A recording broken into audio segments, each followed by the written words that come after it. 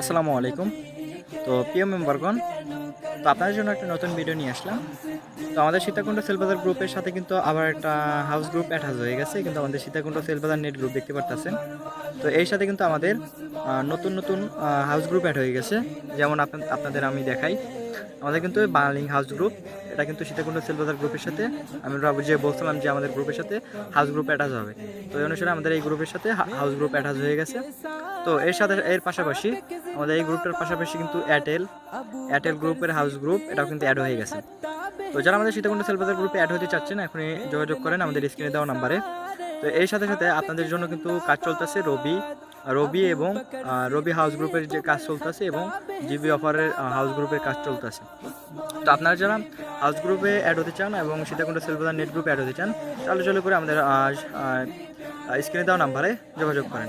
তো সবাই ভালো থাকেন। আল্লাহ হাফেজ।